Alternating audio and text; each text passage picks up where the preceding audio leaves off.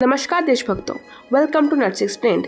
अगर अभी तक आप लोगों को थोड़ा सा भी आइडिया हो चुका है तो आप लोग समझ ही गए होंगे कि हमारे वेद पुराण और हमारे स्क्रिप्चर्स में एनिमल वायलेंस को पूरी तरह से निंदनीय अपराध माना जाता है।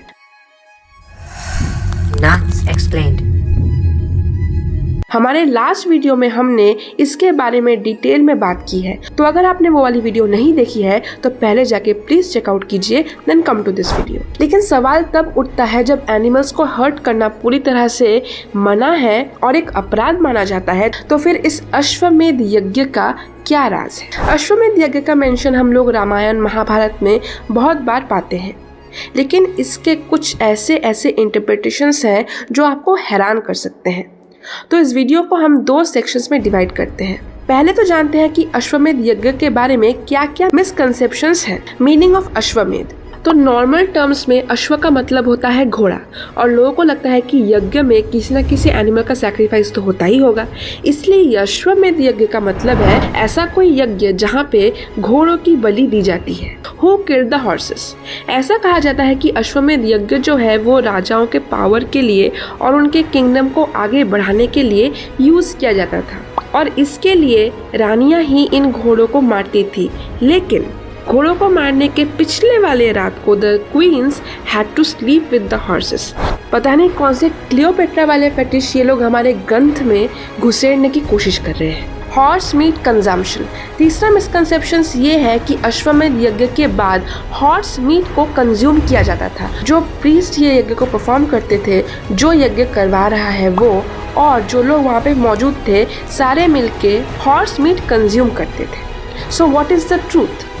ये सारे मिसकंसेप्शंस फॉर्म हुए हैं बिकॉज ऑफ द मिस्टीरियस मिसइंटरप्रिटेशंस जो किया था ब्रिटिश ने। ब्रिटिशर्स ने क्या क्या खतरनाक मिसइंटरप्रिटेशंस किए हैं उसके बारे में मैंने एक अलग से वीडियो बनाई है, तो अगर आपने वो नहीं देखा है तो जाके ज़रूर चेकआउट कीजिएगा।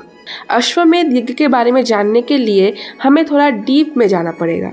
Origin of the word, Sanskrit में एक इंटरेस्टिंग बात ये है कि एक शब्द के बहुत सारे अलग अलग मीनिंग होते हैं। टू बिगिन विथ जानते हैं कि अध्वर शब्द का क्या मतलब है। अध्वर शब्द एक सिनोनिम या फिर एक एडजेक्टिव की तरह यूज किया जाता है ऑफ द वर्ड यज्ञ, और इस वर्ड को हम लोग चारों वेदाओं में बहुत बार देख सकते हैं। Adhvar is the name of the yagya which means free from any kind of violence.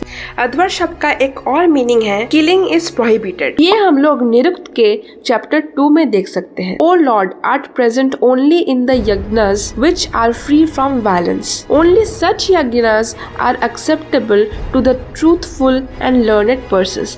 जिस यज्ञ में किसी भी तरह का वायलेंस नहीं है, बस उसी तरह का यज्ञ एक्सेप्टेबल होता है। ये ऋग्वेद के चैप्टर 1 वर्स 1.4 में आपको मिलेगा। तो आप लोग क्लियरली समझ सकते हैं कि किसी भी तरह के यज्ञ में एनिमल सैक्रिफाइस पूरी तरह से मना। यजुर्वेदा के चैप्टर 40 में हम लोग देख सकते हैं दीपाद्वय चतुष्पाद पाही, प्रोटेक्ट बाइपेड्स एंड क्वाड्रुपेड्स। लाइकवाइज और भी 13 मंत्र हैं वेदा में जो इसी तरह के डायरेक्शंस देते हैं। अब आते हैं अश्वमेध यज्ञ के ऊपर। The word medh is a synonym of yagya which is used as a suffix to many words such as Ajamedh, Gomedh, Naramedh, Ashvamedh. तो फिर इसका मतलब ये नहीं है कि घोड़ों, गायों, इवन ह्यूमन बींग्स को सैक्रिफाइस किया जाता है। The Sanskrit root of the word medh is मेध्र।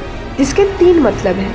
पहला मतलब है to sharpen the intellectual faculty, दूसरा है टू प्रोमोट यूनिटी और लव अमंग पीपल, और तीसरा मतलब है टू प्रैक्टिस वायलेंस। लेकिन किसी भी पर्टिकुलर कारण से आप नंबर 3 वाला जो मीनिंग है उसी को यूज करेंगे, और स्पेशली उस मीनिंग को ही आप लोग यज्ञ के साथ जोड़ेंगे, तो कैसे चलेगा। यहीं पे आता है ब्रिटिश का रोल।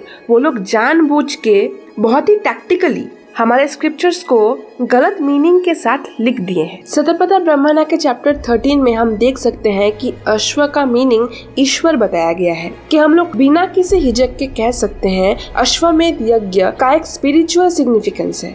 अश्वमेध also refers to polity. Political wisdom should pervade the nation as ashva, जिसका मतलब है ईश्वर, pervades the universe. This is supported by the Shatapath in the following words: the king administers justice to his subjects, governs them properly, encourages learning among them, and performs homa by throwing the samagri clarified butter in fire. This is अश्वमेध।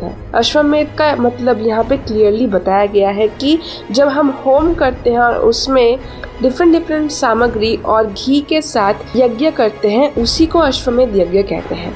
सो इसका कोई भी solid evidence नहीं है कि अश्वमेध यज्ञ में घोड़ों की बलि दी जाती थी।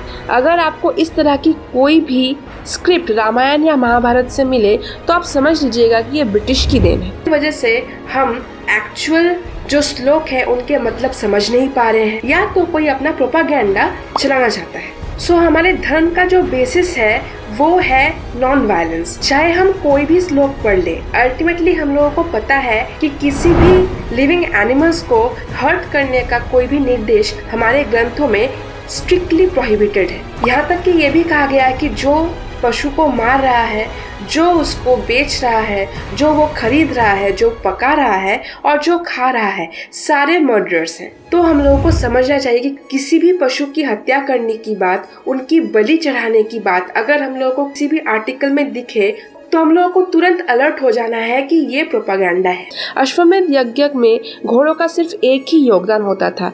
यज्ञ के बाद एक सफेद घोड़े को छोड़ दिया जाता था और वो जितने दूर तक दौड़ता था इन अ स्पेसिफिक टाइम लिमिट, वहां तक की जमीन उस राजा के अंडर आ जाती। और अगर कोई उस घोड़े को रोकने की कोशिश करता था तो जिसने रोका उसके साथ राजा को युद्ध करना पड़ता था। इसका एग्जाम्पल हम लोग रामायण में भी देख सकते हैं। राम ने जब अश्वमेध यज्ञ करने के बाद अपने घोड़े को छोड़ दिया था और उस घोड़े को रोका था खुद उनके ही पुत्र लव और कुश ने। तो राम जब उनसे लड़ने के लिए पहुंचे तो उन्होंने देखा कि वो उनके ही पुत्र हैं। और जो लोग ये कहते हैं कि मेरे वीडियोस में मैं रेफरेंस नहीं देती हूँ, तो यहाँ मैंने जो भी बातें कही हैं उनके मेंशंस जिस भी स्क्रिप्चर्स में है वो मैंने यहाँ पे दिखाए हैं। अगर आपको इनके बारे में और डिटेल में जानना है तो आपको हमारे वेद और पुराण और उपनिषद पढ़ने पड़ेंगे। प्लीज आप उनको पढ़िए और स्पेशली गीता प्रेस का जो पब्लिकेशन है वहीं से पढ़िएगा, खुद जानिए और फिर अगर आपको कोई जिज्ञासा हो तो मुझसे जरूर पूछें। सो आई होप ये वाली वीडियो आपको अच्छी लगी होगी। अगर अच्छी लगी है तो इसको लाइक, शेयर और सब्सक्राइब जरूर कीजिएगा। मिलते हैं नेक्स्ट वीडियो में। जय श्री राम।